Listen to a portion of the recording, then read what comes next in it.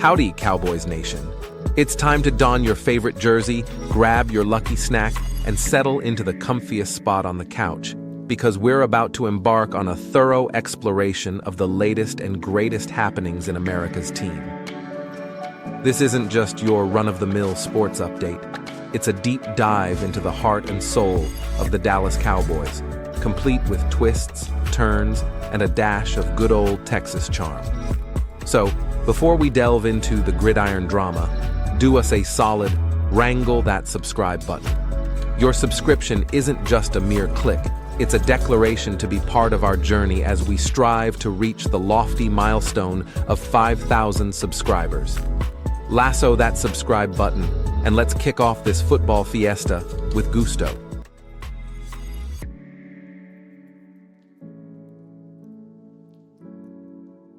Howdy, Cowboys Nation. Brace yourselves for a wild ride through the drama-filled world of anonymous sources and bold proclamations. In the latest episode of NFL Exec Says, we dive into the athletics report by Mike Sando claiming that the Dallas Cowboys are, wait for it, imploding. Let's break down the touchdown-worthy details. So, the Cowboys, with a respectable 10-5 record, are apparently the subject of an NFC East executive's less-than-flattering analysis. According to this mysterious figure, when the Cowboys face tough opponents and the going gets tough, there's an unmistakable scent of imploding in the air. Say what? Hold your horses, it gets better. This anonymous exec hails from the NFC East, adding an extra sprinkle of intrigue to the mix. Now, let's play detective.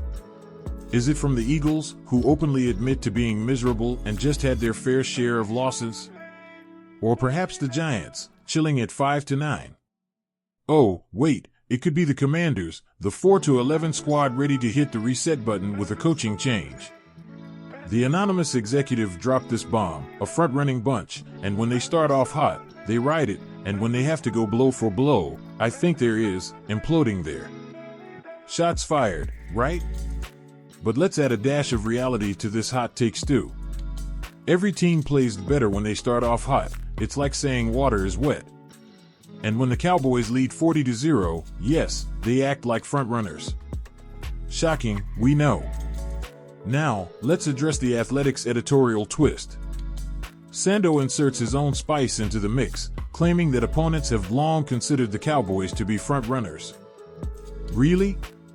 We're not aware of this universally accepted belief, and we'd love just one of these NFC execs to put their name on it. In the midst of it all, let's not forget the Cowboys' 10-5 record, playoff bound, and still in the running. So, Cowboys Nation, what's your take on this anonymous NFC exec's bold claim? Share your thoughts in the comments, and let's keep the conversation roaring. Now, let's get down to business. Brian Burns, the crown jewel of the Panthers, is turning heads across the league. Pro Football Focus recognizes him as one of the top impending free agents, and it's no secret why. While 2023 may not have seen the usual sack numbers, Burns remains a force to be reckoned with, boasting 6 sacks, 37 tackles, 13 tackles for loss, 15 quarterback hits, and a stellar 78.2 PFF grade in just 13 games. The Dallas Cowboys have even thrown their hat into the ring, expressing interest in acquiring the pass-rushing maestro. Despite a quieter sack tally, Burns' impact on the field and quarterback hits are right on par with his typical numbers, making him a coveted player in a premium position. On the other end of the spectrum, there's Frankie Louvu. While not grabbing the headlines like Burns, Louvu has etched his name as a valuable player in the Panthers' defense. Recording 4.5 sacks, 104 tackles, 9 tackles for loss, and 8 quarterback hits, he's proven his worth. But with the Panthers juggling cap space and numerous roster needs, Louvu's future with the team hangs in the balance. The Panthers, currently with $8.4 million in 2024 cap space, face critical decisions. Resigning Burns is a priority, but it's no small feat the franchise tag might come into play to retain his services. If not, losing Burns without compensation could be a tough pill to swallow, especially considering past trade opportunities. As the Panthers navigate the Brian Burns situation, the broader offensive landscape beckons. Investing in offensive free agents is crucial for quarterback Bryce Young's development. The Panthers must explore options like T. Higgins, Mike Evans, and Michael Pittman to bolster their offensive arsenal. With Burns secured, the focus shifts to fortifying the offensive side, bidding farewell to defensive assets like Luvu in the process. What's your take on the Brian Burns saga, Panthers fans? Share your thoughts in the comments, and let's keep the conversation rolling. It's time to throw on your Dallas Cowboys jerseys because the legendary Jimmy Johnson is gearing up for a grand entrance into the team's Ring of Honor on December 30th. The stage is set, and the spotlight will shine as the Cowboys take on the Detroit Lions. Once the mastermind behind the Cowboys' back-to-back Super Bowl victories in the 90s, Jimmy Johnson, now a familiar face on NFL on Fox, sat down with Fox Force Mike Guy to spill the beans on his impending induction, his glorious time with the Cowboys, and the intriguing dynamic with owner Jerry Jones. Reflecting on his journey, Johnson fondly recalls the bumpy start in 1989 when the Cowboys finished with a dismal 1-15 record, the worst in the league. "I think you're most proud of your accomplishments when you start from the bottom," Johnson shares.